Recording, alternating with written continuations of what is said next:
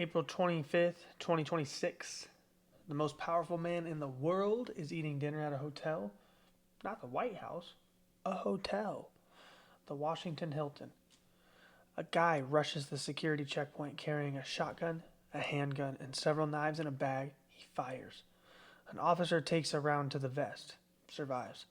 The shooter is grabbed, alive, breathing, taken to a hospital for evaluation. Where have we seen that before? Nobody dies. 12 hours later, the Department of Justice is using this event to threaten a historic preservation group into dropping a lawsuit about a ballroom. That's not a joke setup or a delivery or a punchline.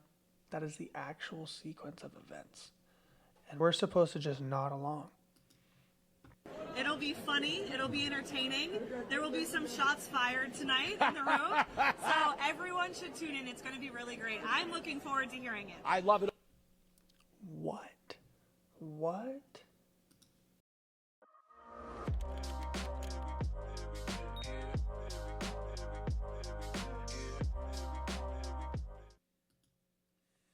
Okay, before we get into what any of this means, let's run the tape. Because when you lay it out in order, I genuinely need you to tell me if this feels normal to you, okay? I need you to tell me.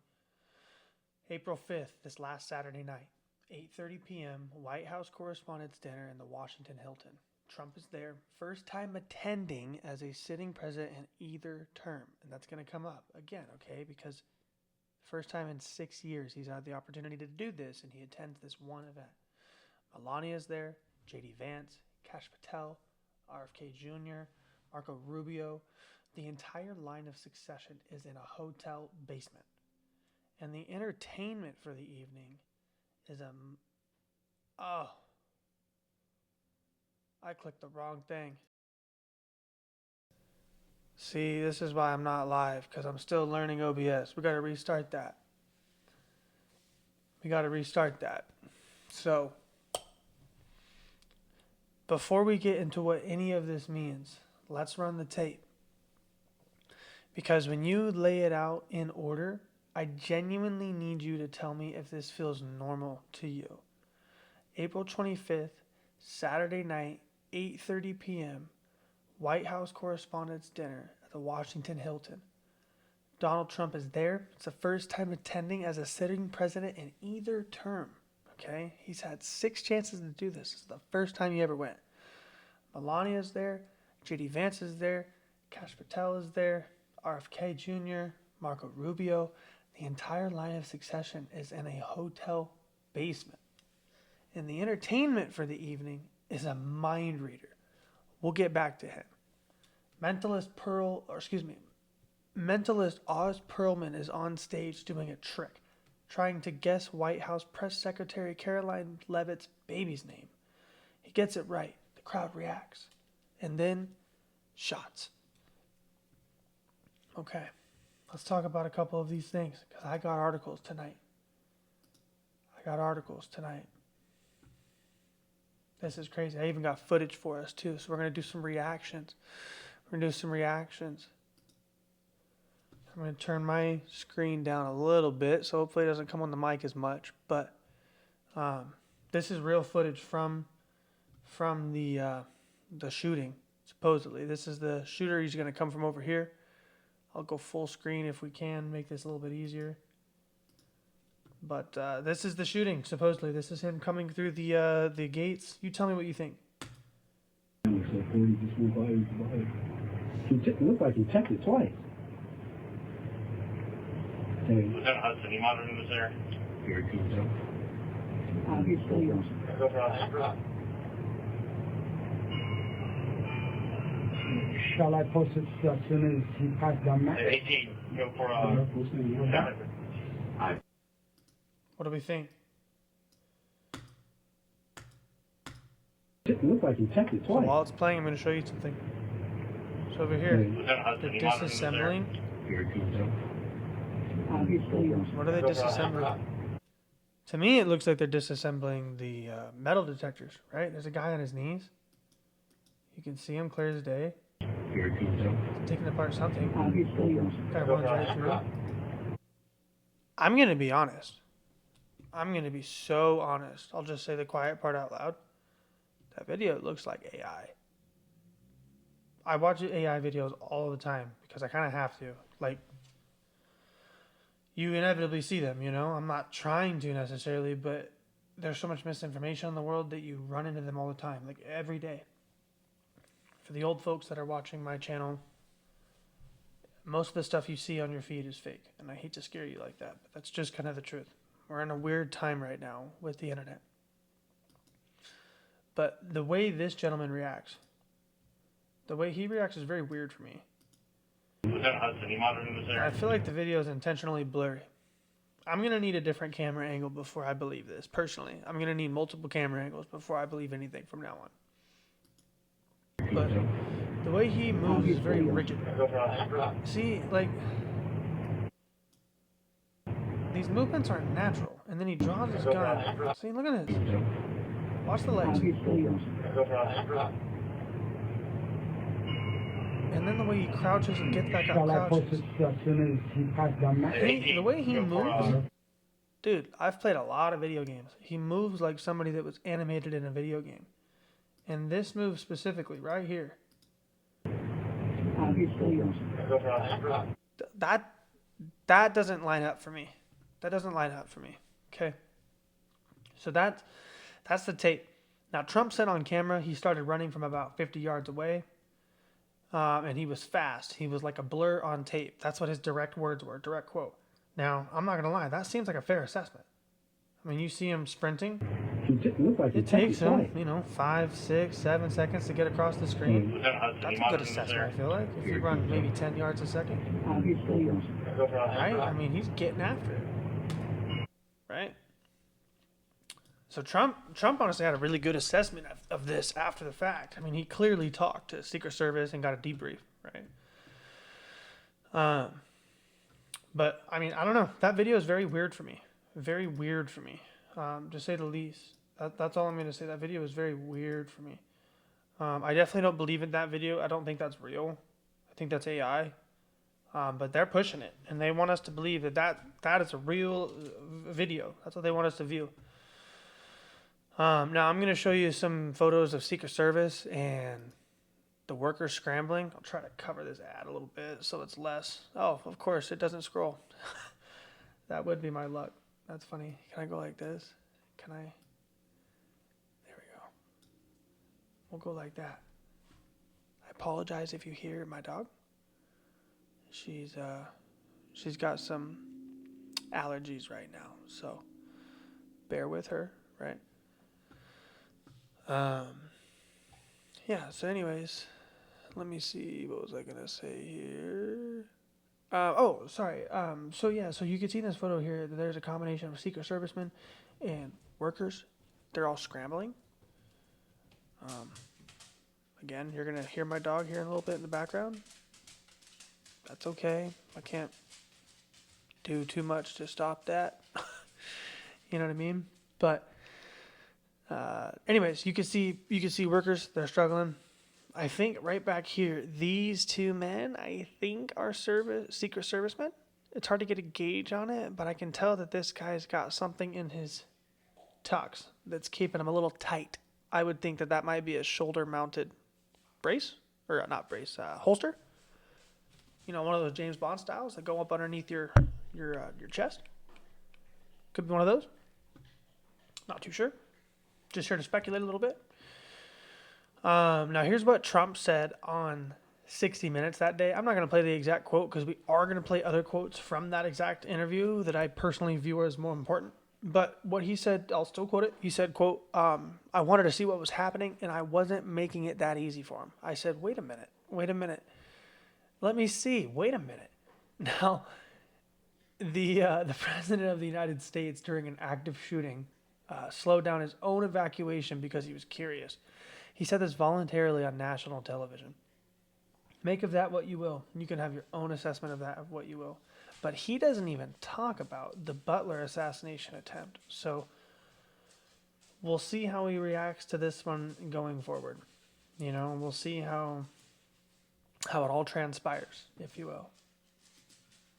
But I have another article for us to go over here, and this will be a good little quick breakdown for us here. Here, share my screen.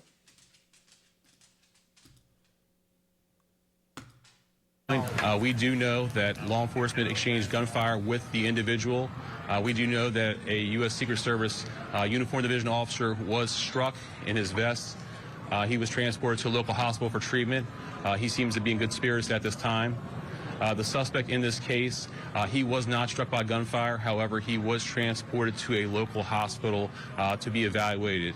Again, we're very early in the investigation. We have members of the United States Secret Service, the Metropolitan Police Department, and the FBI here to continue to investigate this matter.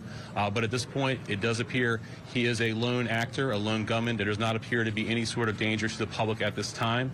However, we are continuing to investigate this matter. At this point, I will.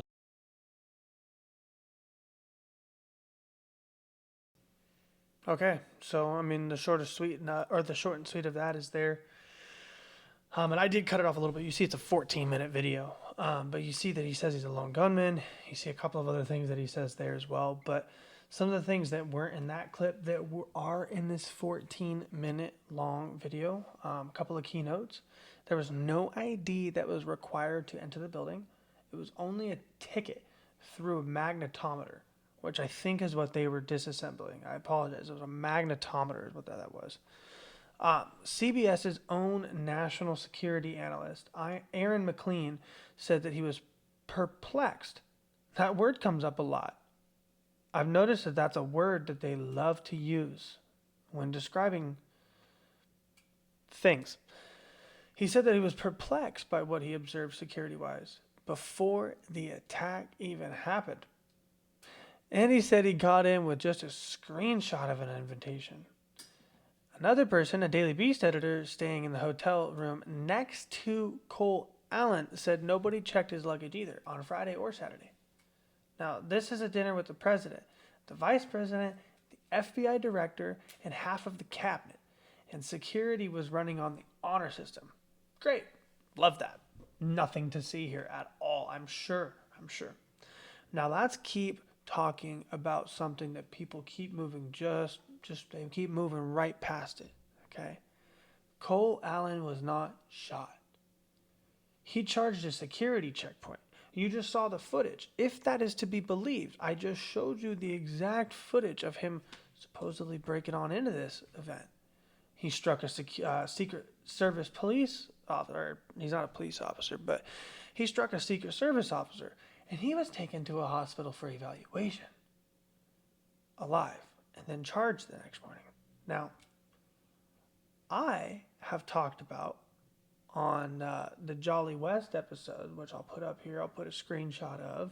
Probably should write that down. I don't have anything to write down here. Let me pull up my notes. That'd be beneficial for me. Oh my gosh. Anyways, I have a note. I have a episode about Jolly West where I talk about that very, very in depth.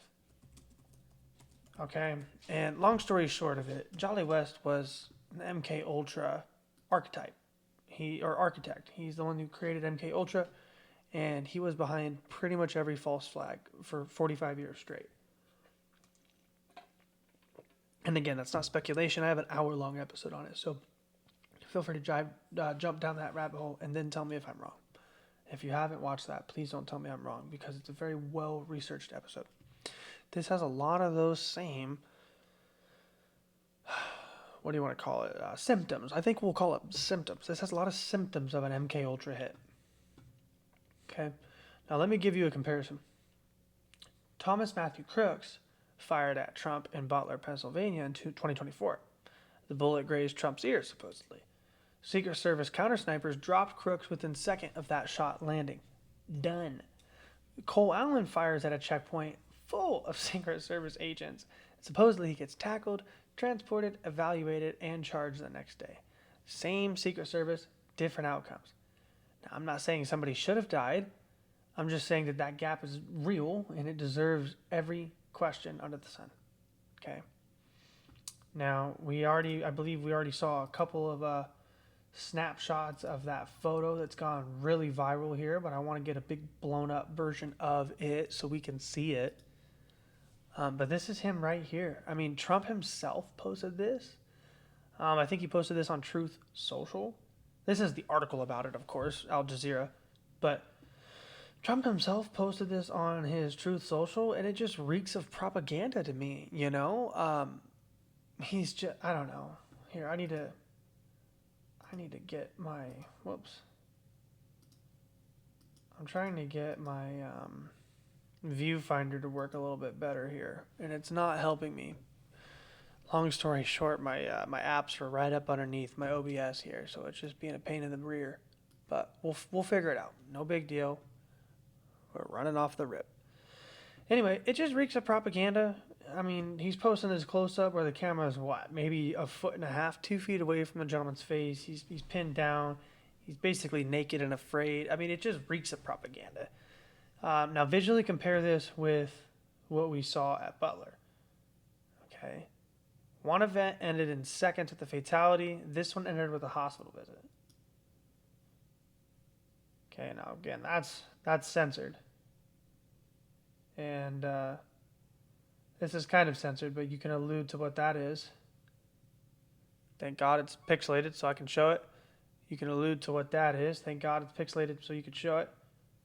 And you can see what that is. Thank God it's actually off camera a little bit, I think. Or no, you should be able to see it just a little bit. But yeah, this type of stuff is the difference between the two events. And now, personally, as more time goes on, I'm starting to think both of these events were staged. But that's a topic for a slightly different day. We're going to stay on task here today. Believing the official narrative of both, there's a vastly different reaction.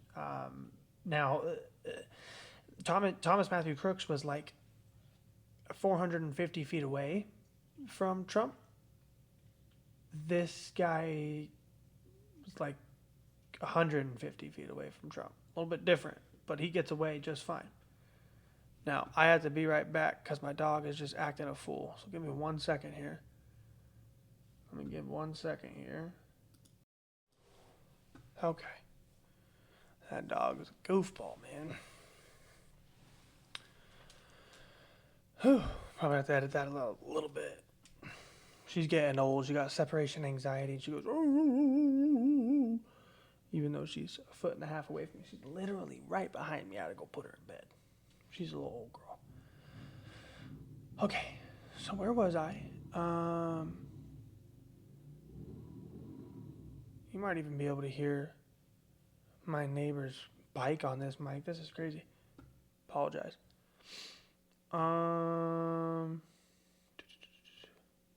Oh, sorry. I actually shared that when I walked away, but I wanted to talk about it a little bit. Let's bring this back up a little bit. I'm so sorry.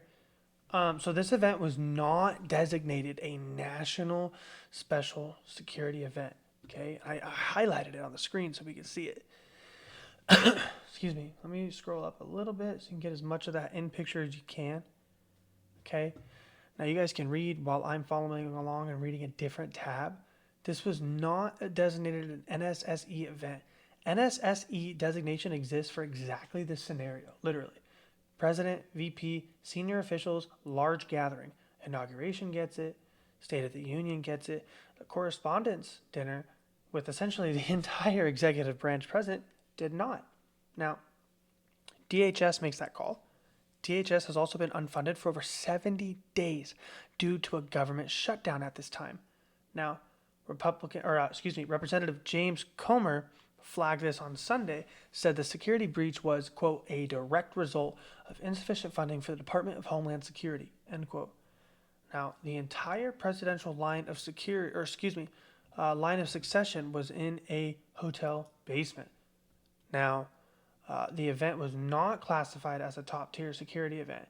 The department responsible for making that call had been without funding for 70 days. All three of those things are true simultaneously. Okay, give me 1 minute because I actually do want to fix this if I can. Yes, I did. Whew.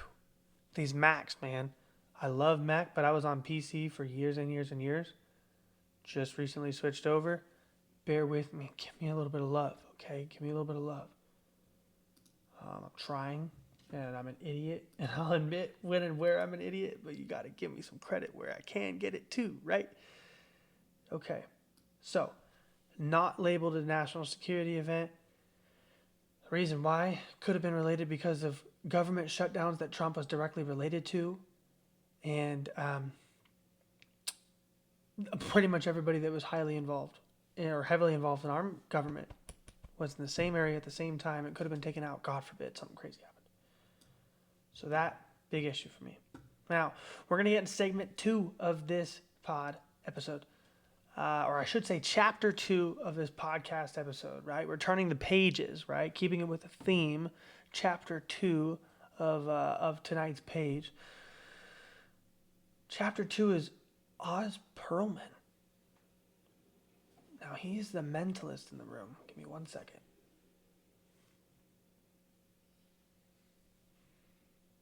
Wife just came out of the baby's bedroom. Gotta be quiet sometimes, right? Now, Oz Pearlman, he's the mentalist in the room.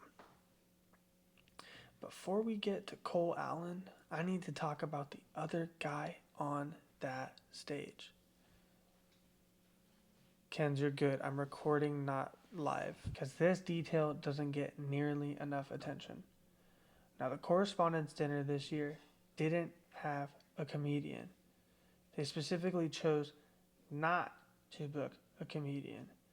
The climate was considered too politically tense. The White House Correspondents Association said that they wanted somebody unifying, so they booked a mentalist, Oz Pearlman, 43 years old. He used to work at Merrill Lynch on Wall Street before going full-time entertainer. 3rd place on America's Got Talent 2015. Client list includes Fortune 500 CEOs, professional sports teams, politicians, A-list celebrities. List goes on. His own description of his profession, now his words, not mine, is direct quote. My whole profession is I reveal secret information or I appear to plant my thoughts in others' minds. And he was standing side by side with Donald Trump when the shots rang out. Now, is that inherently suspicious? He was the performer. Of course he was near Trump. But I want to show you some things about this man that I think are worth sitting with. Okay? Now, I'm not going to show you the video because I don't want to run into issues with trying to find it on a 3-hour long podcast, right? It's a clip. What? I never used to read the back of cleaning products. Then I became a parent, something clicked. I started actually looking at what I was spraying on my countertops in my kitchen, surfaces that my kids touch every day. And I realized I had no idea what half of it was. Not because I'm not smart, just because nobody's talking about it. So I went down a rabbit hole. Ingredients, safety lists, requirements as to what they actually have to put onto their label. It's genuinely wild how little transparency is actually required in an industry that you and your children interact with every single day. We want to be transparent about what's included so that way you are informed and you can make your own decision. I'm not saying you have to replace all of your household cleaning products. I'm just saying maybe it's best that you actually look into what you're using. So we're called Spore Busters. Give us a follow if you want to find out more or see us along our journey.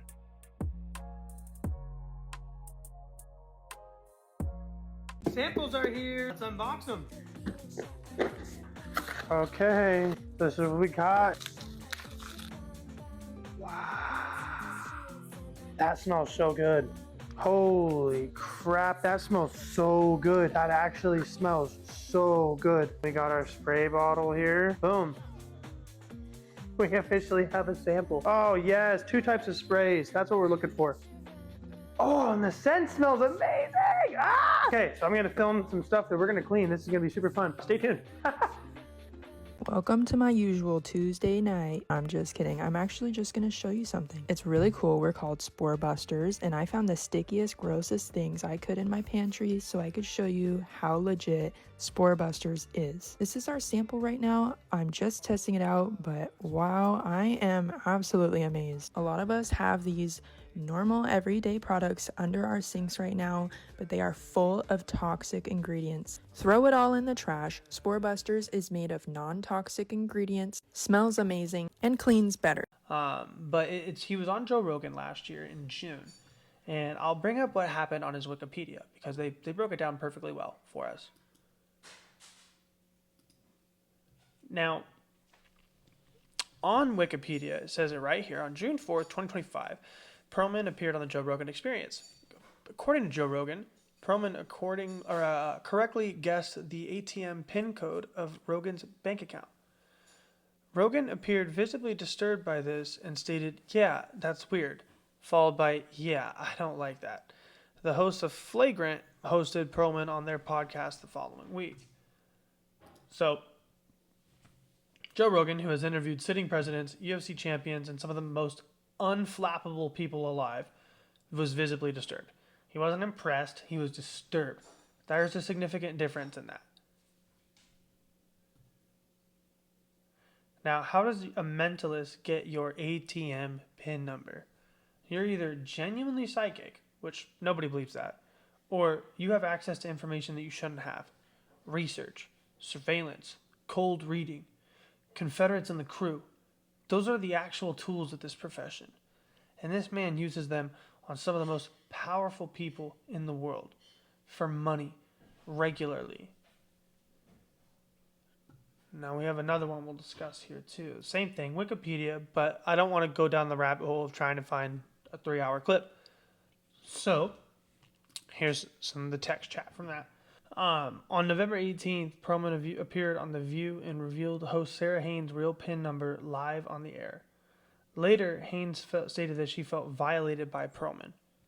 She said, quote, I don't like someone that will sell a human violation for clickbait. Pearlman even told Haynes before the show that he would never share her real PIN number on air, so he asked her to think of a fake one. She called that moment a little bit of betrayal. So it sounds like based on those quotes, he gave her actual PIN number when he said that he wouldn't. How did he have that information? Because she clearly wasn't thinking of that information, which goes counterintuitive to his whole shtick that that he's doing that whole thing. And Joe Rogan also said something similar at the very end of his podcast episode, where he basically said that, I never chose that PIN code. It was just what the bank gave me. And Pearlman was going off this rabbit hole of, oh, I knew you'd choose this PIN number because it's so like you. It's just a personality thing. Those numbers, they mean this and this. He went super psychic on stupid shit, and it didn't actually have a meaning. So how does a mentalist get your actual PIN, right? It doesn't happen. We know that. Let's just be real here. She said again, I don't like somebody that will sell a human violation for clickbait. She called it betrayal. This man made a promise to somebody's face, broke it on live television, and then called it entertainment.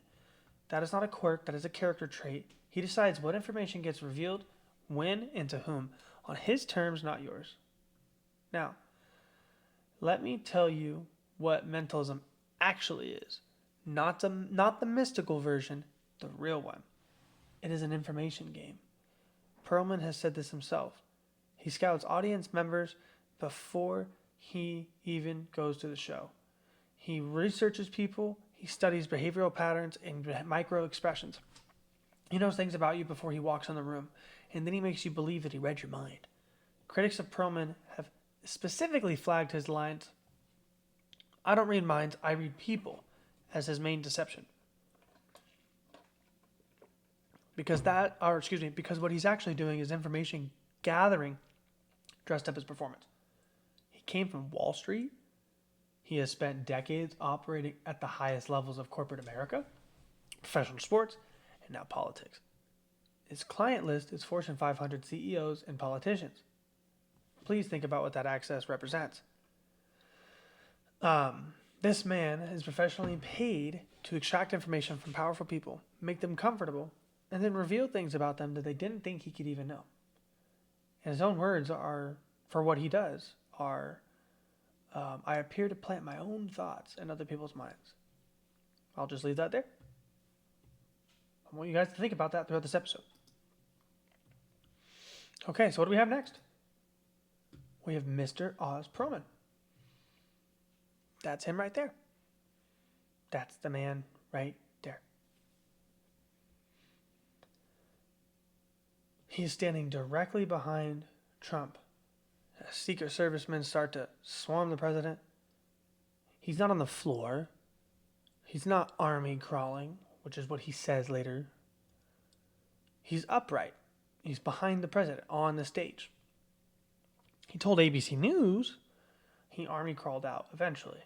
But in this photo, taken during the actual evacuation, this is the people reacting to the shooting, right? He is standing behind the president of the United States while everyone else is hitting the deck. Now, I'm just describing what's in the photograph. Okay? I'm just describing what's in the photograph.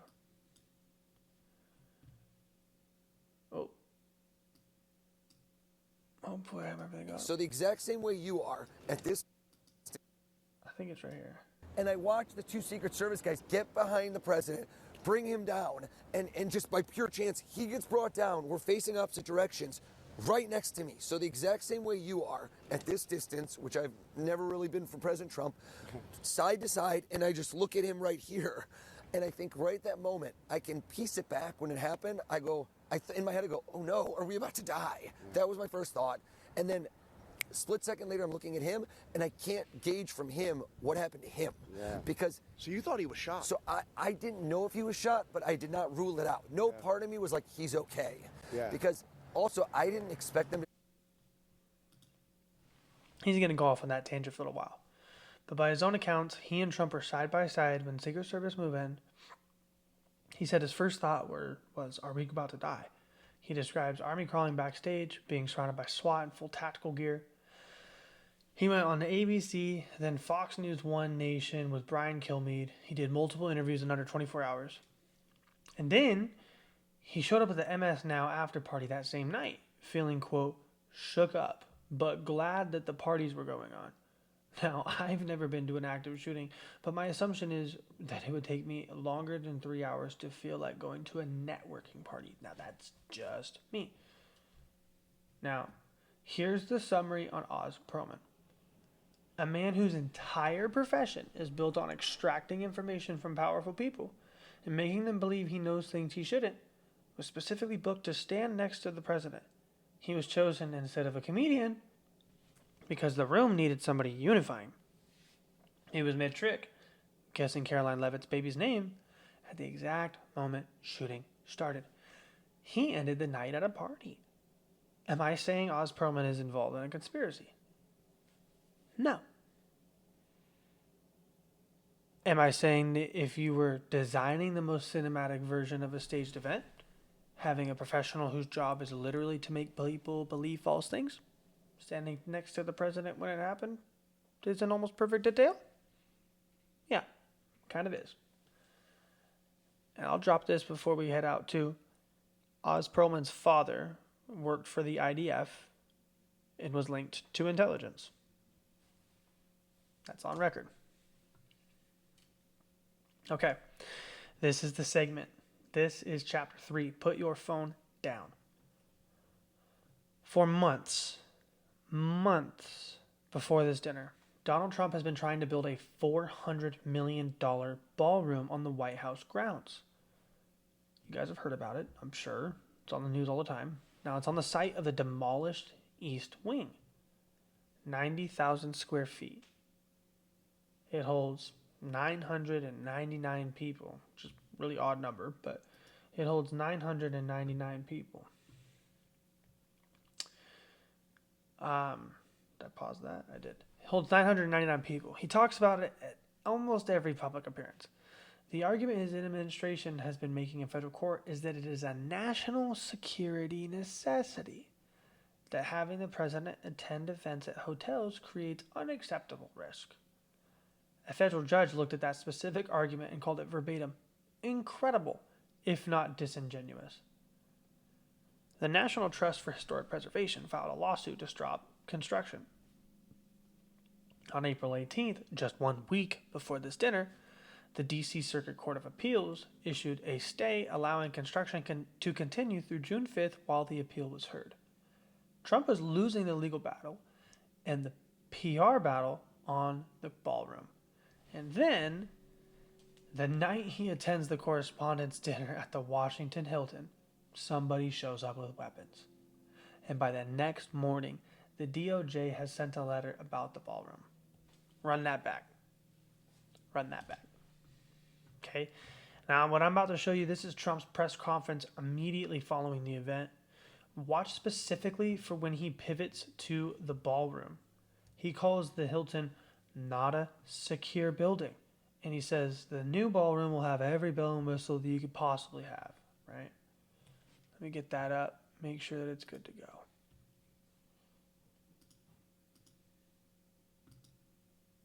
We looked at all of the conditions that took place tonight, and I will say, you know, it's not a particularly secure building. And I didn't want to say this, but this is why we have to have all of the attributes of what we're planning at the White House. It's actually a larger room, and it's much more secure. It's drone-proof, it's bulletproof glass. We need the ballroom. That's why Secret Service, that's why the military are demanding it.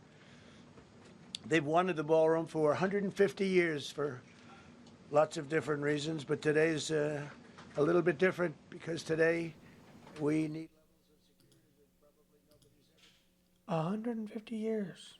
This thing's going to be drone-proof. Drone-proof now. Wow. Wow.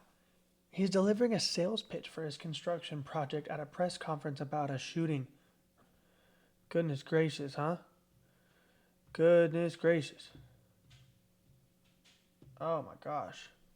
What's that at? 38 minutes? Where the heck is my notes? There we go.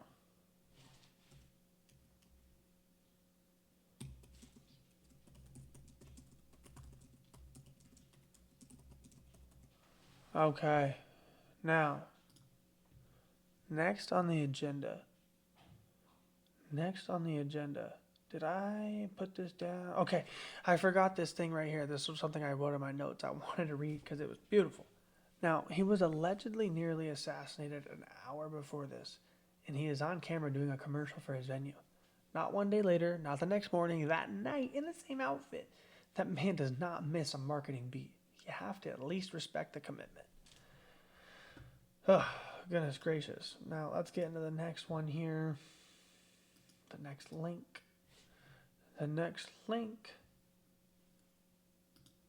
Okay.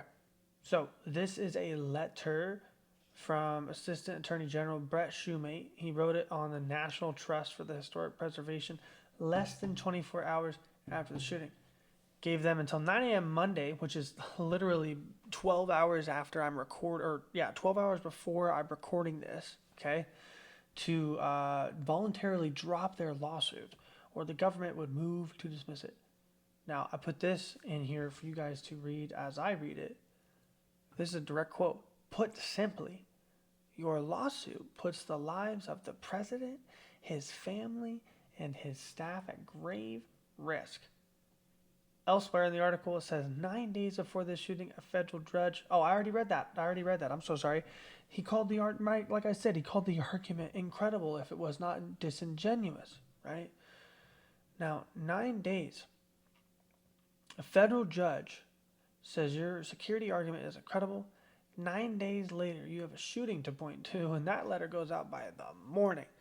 That is extraordinarily fast work for administration that moves slowly on almost everything. We've had 2 government shutdowns that have lasted longer than 2 months in the first 2 years of this administration. Both of them are record level, by the way. Like record level in length. Not a good thing. Okay. Now I'm going to share a whitehouse.gov link. Of course, some of it is riddled with misinformation, so we're going to go through it with some of the real stuff. Now, this is the full context on the structure. It's $400 million, not $200 million. They're under-evaluating it on purpose. It is 90,000 square feet. That is correct. The east wing was demolished to build it. See, now look, here's where they underseed it. They say that it only holds 650 people. It holds 1,000. It holds 1,000. There's a couple of details there that they like to embellish. Okay. Trump says that it's going to be private funded. Where's that at? Because I want to... That's a good one. There it is. President Trump and other Patriot donors have generously committed to donating the funds necessary. That's not true. Government filings confirm public money is paying for the underground bunker and the security upgrades. Acting Attorney General Todd Blanche posted 4 words on X. Or, excuse me, he, not 4 words. I'm so sorry. I read 2 lines at the same time. He posted 4 separate posts about it, but his shortest one was only, 6 words? It's time to build the ballroom. Yeah. He only posted 6 words about that, saying it's time to build the ballroom. 6 words, no preamble, no mourning period. Tiny little thing on X. The president nearly died, and his attorney general's response was a construction tweet. Goodness gracious. Okay. Now, the next one we have here. This is just a quick little snapshot of what we're actually talking about that got demolished here. So this is, this is a big deal. I want you guys to see what this looks like. Okay, this is the White House. This right here is the lawn that everybody sees, that everybody, from the movies and whatnot. This is the whole east wing of the White House. It's like a third. It's like a third of the building that was been demolished, completely destroyed. Okay, completely destroyed for something that Trump hasn't even gotten approval for. So, historic structure was destroyed to literally make room. And this is why the National Trust sued. I want you guys to see that. That's why I put visuals to it. Now, here's something that I genuinely want you to think about. Washington does not agree on anything fast. We all know that. It is a city built on slow disagreement. Nothing gets bipartisan support quickly. Nothing. However, within 24 hours of this shooting, right, Senator John Fetterman, who's a Democrat, by the way, oh, shoot, it got rid of my picture that I had ready to go. John Fetterman, who's a Democrat in Pennsylvania, he went on CNN and said that the Washington Hilton, quote, wasn't built to accommodate an event with the line of succession, and that Americans should, quote, drop the TDS, Trump derangement syndrome, and build the White House ballroom. Literal talking points from a MAGA Republican coming from a Democrat. I don't believe that. Sorry, no thank you. Senator Lindsey Graham, old gay Republican who's in the closet that'll never ever admit that about himself, but he definitely likes dudes. No shade, by the way. I don't give a fuck if you do, but at least admit it about yourself, right? Senator Lindsey Graham, Republican from South Carolina, tweeted that the ballroom is, quote, a national security necessity. Both parties in agreement about a $400 million construction project in less than 24 hours. A federal judge said that the national security argument wasn't credible.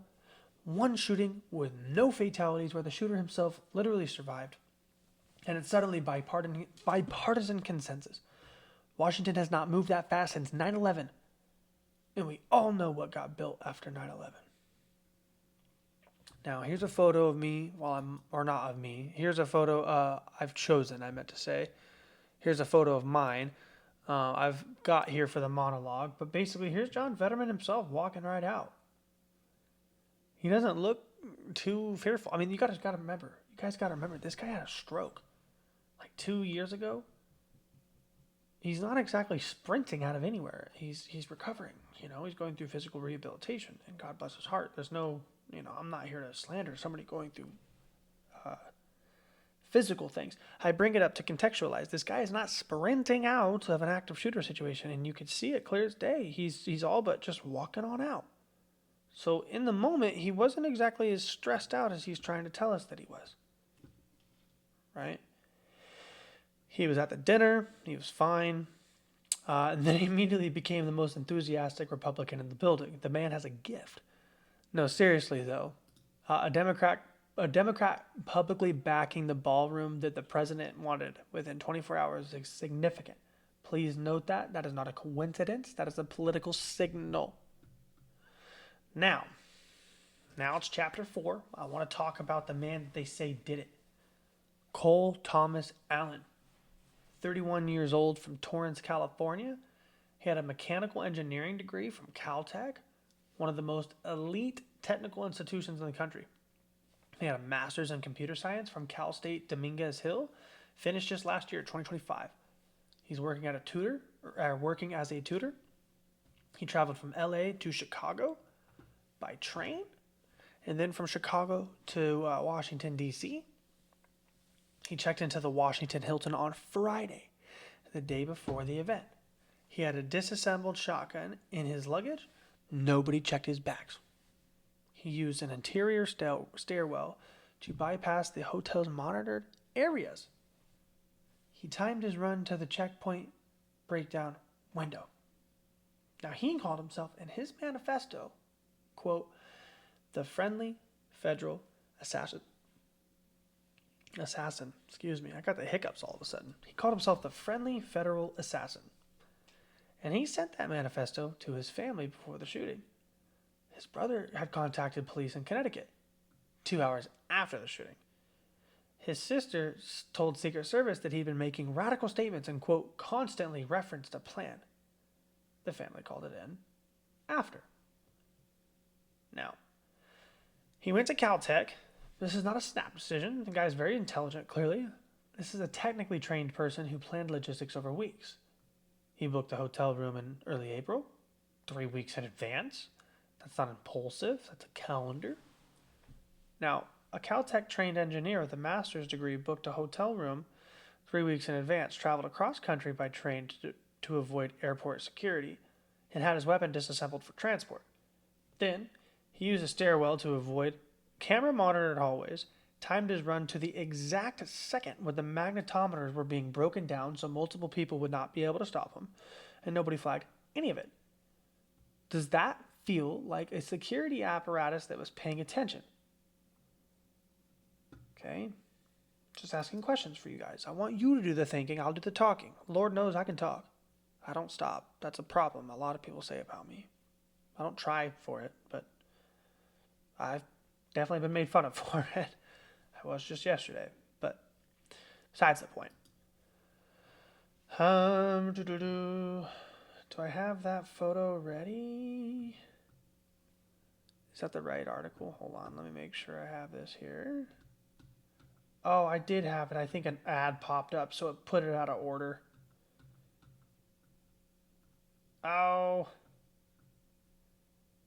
Did they take it down? They might have updated the ad, or the article. Let me pull this up real quick. What I was attempting to do, it was just, it was his driver's license. Let me see if I can get that pulled up live for us real quick. But this gentleman, of course they want my location. This gentleman, there it is. They pulled this off the article. That article I just had literally 30 minutes ago. I was doing all of my research. I pulled up my links in a row. Boom, boom, boom, boom, boom. And as I pulled them up, this was the exact photo. And for some reason, they pulled it from the article. I don't know why they would do that. But this is his driver's license. Young man. Clearly a young man. I'd even go so far to say that he's kind of a handsome man. So I don't know why he's out here doing stuff like this. Allegedly. I don't think any of this is real. That's my personal take. I really don't think any of this is real. I really don't. This guy with a master's degree and a very, very, very, very good, like, he's going places, right? He's got a good career, good education path. He's going to go somewhere. And for some reason, he decides to just change his whole life and end it, basically, by doing this. Now, they raided his house. Where is it at? Is that on YouTube or what is that?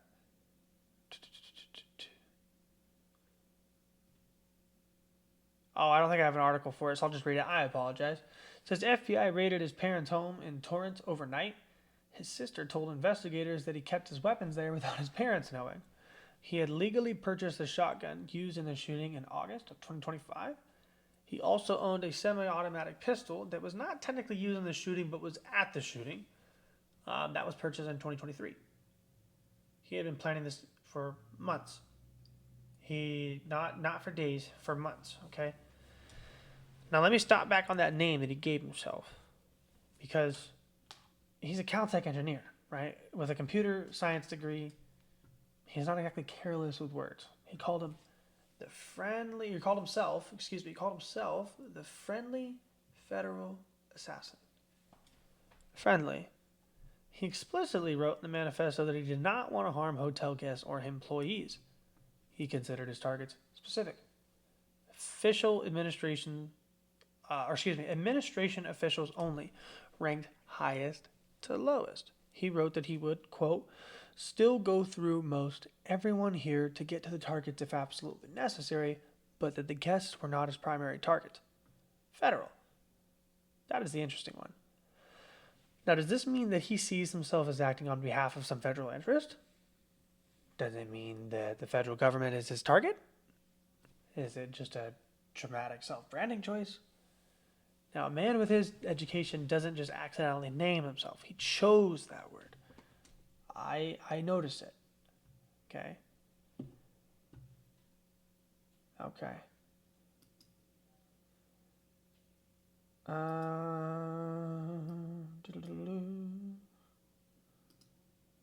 Here we go.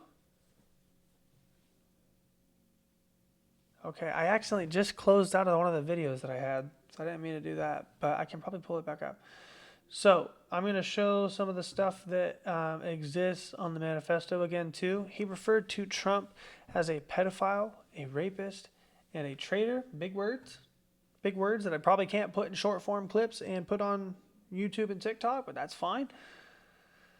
He referred to Trump as those words, but he never actually named Trump directly, which is odd. DOJ said preliminary findings suggested Trump was the intended target. He wrote about targets ranked by seniority. He was very methodical. He communicated it to his family beforehand.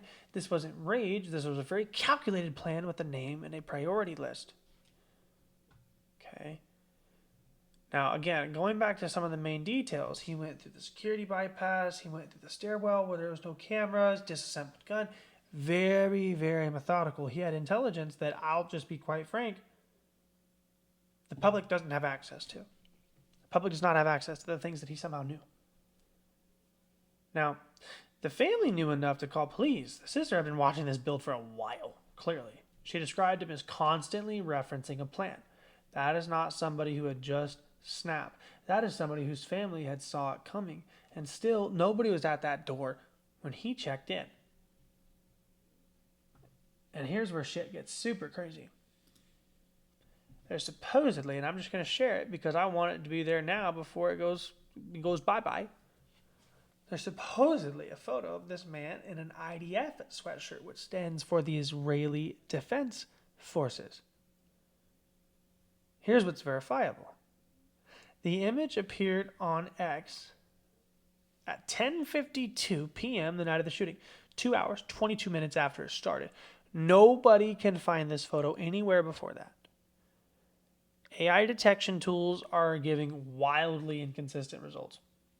Anything from 2% AI generated all the way up to 97% AI generated likelihood depending on the tool you use. The Instagram account that associated with his name on it had John Hinckley Jr. as the profile picture and said, quote, "I did it for the lulz," as the bio. Allen was already in custody. So if that was his account, he set it up beforehand. If it's not, somebody else did, which is the same exact MO as Charlie Kirk with Tyler Robinson. His profile picture on an account in his name is the man who shot Ronald Reagan. Now, that's either a massive red flag, an extraordinarily dark joke, or a planted detail. All of those three options are interesting. Now, I am not telling you that this photo is real. I'm also not telling you it's fake.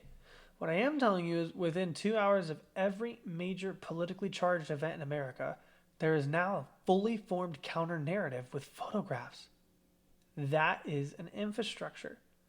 Somebody built it, and it benefits somebody every single time it deploys. Now, I want you guys to zoom out with me a little bit here, okay? Because I think that the individual pieces of this are interesting, but the pattern is what I want to actually talk about. 2 years, 3 major events. Trump gets shot in Butler, Pennsylvania. Shooter is killed within seconds.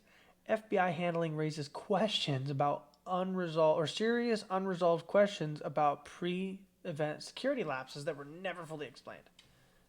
2. Charlie Kirk is assassinated at Utah Valley University.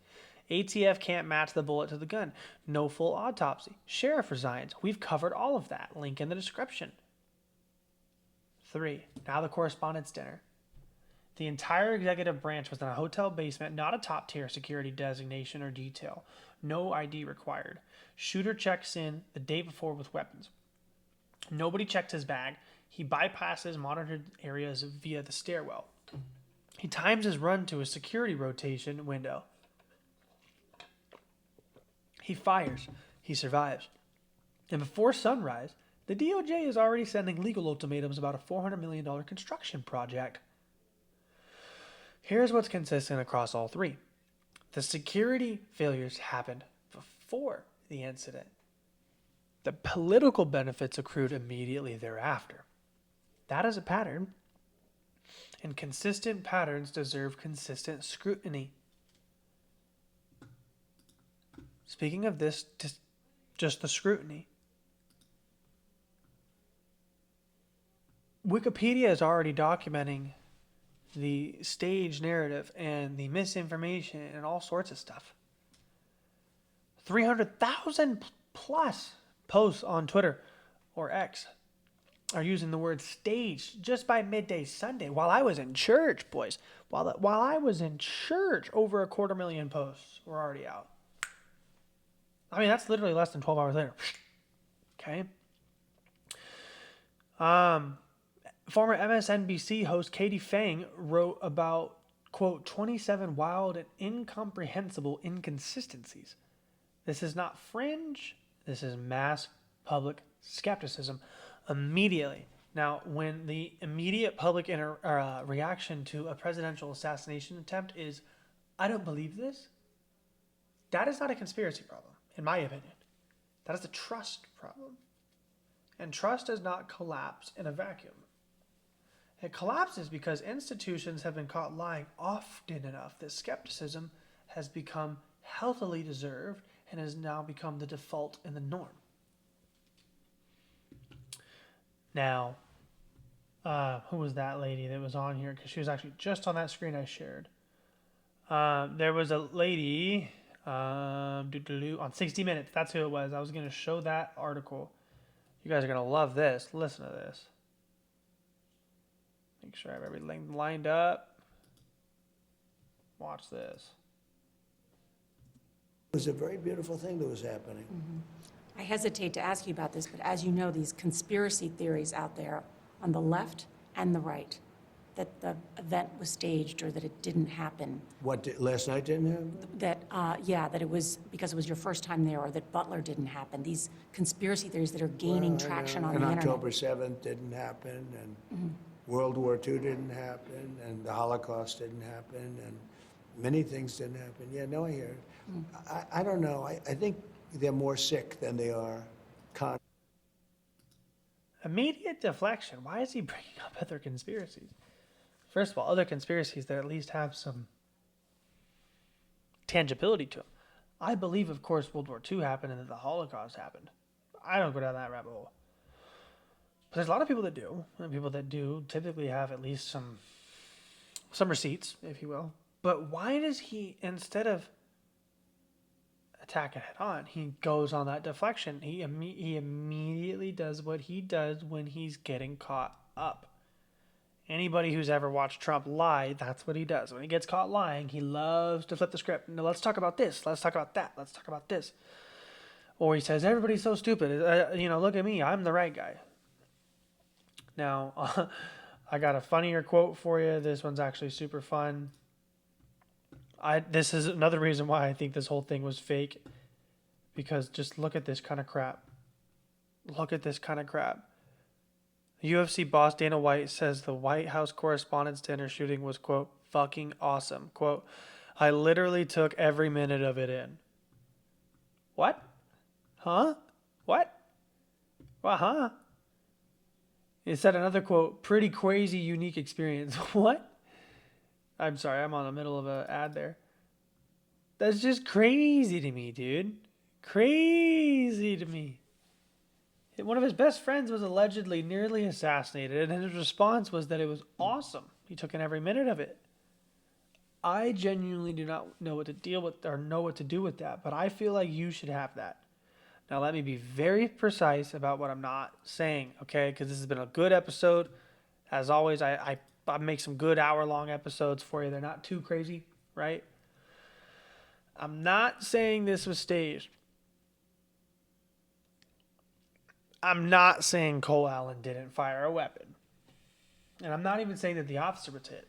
I didn't even go into the argument, by the way, that he was shot by his own side. I didn't go into that. There is an argument about that, and I'll let you guys go into that yourselves. But I'm not saying the officer wasn't hit. He was. And I'm actually very glad that he was okay. Nobody died this weekend, and that's the important part we should be focusing on regardless. But what I am saying is this. 9 days before this event, a federal judge called the national security argument for this incredible, if not disingenuous. The dinner where the entire U.S. line of succession gathered was not classified as a top security federal event. No ID was required to enter the building where the president, vice president, and the entire cabinet were seated. Shooter checked in the day before with disassembled weapons. Nobody checked him. He used a stairwell. He timed his run to the exact window when everything was getting broke down. He survived the whole thing. Next day, DOJ sends a legal ultimatum, basically grabbing everybody by the balls about the ballroom. Immediately, both parties, Republican and Democrat, just immediately publicly backed the ballroom within 24 hours. The viral counter-narrative with photographs appeared within 2 hours, blaming Israel, which sometimes Israel's involved, but the immediate counter-narrative was already in just how, why, right?